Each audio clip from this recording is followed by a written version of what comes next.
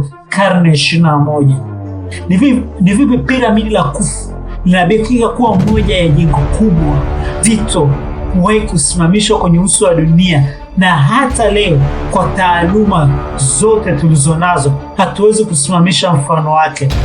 Ni kipi kilichowapelekea watu wa Babylon kutengeneza betri za umeme miaka 1000 iliyopita kabla ya mvumbuzi wa electricity leo?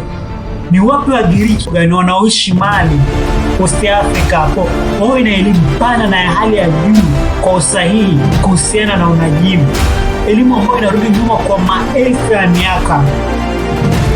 Wanayo elimu kuhusiana na nyota isiyoonekana kwa jicho, nyota ambayo husafiri kwa miaka 50 kumaliza obiti yake, na inasafiri pamoja na nyota nyingine isiyoweza kuonekana kwa macho pia, ambayo inaitwa Sirius B. Sirius A ni nyota kubwa mno na lenye mwanga mkali sana.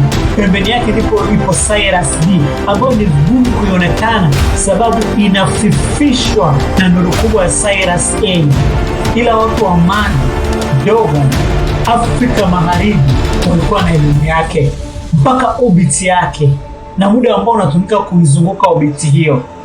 Pia walikuwa na elimu kuhusu Jupiter na miezi yake, Saturn na bangili zake, elimu ambayo watu wa Magharibi wanajinasibu nayo na maarifa ya sayansi na teknolojia wamepata kwenye miaka ya 1970, karne ya 19 ndio wameanza kufungua kurasa hizo.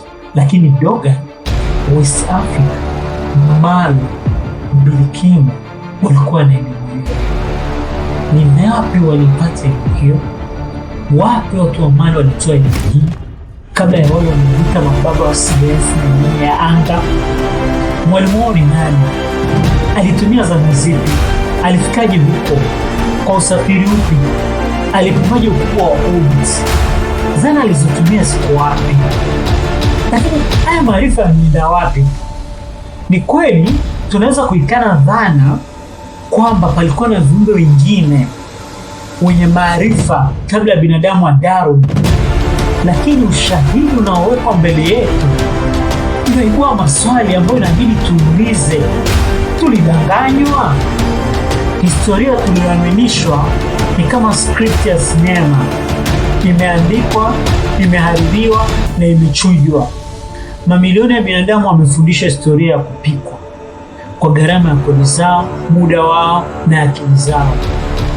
Tulimwamini walimu, wakufunzi, maprofesa, lakini je, walikuwa sehemu ya njama? Karibu kwenye channel yetu.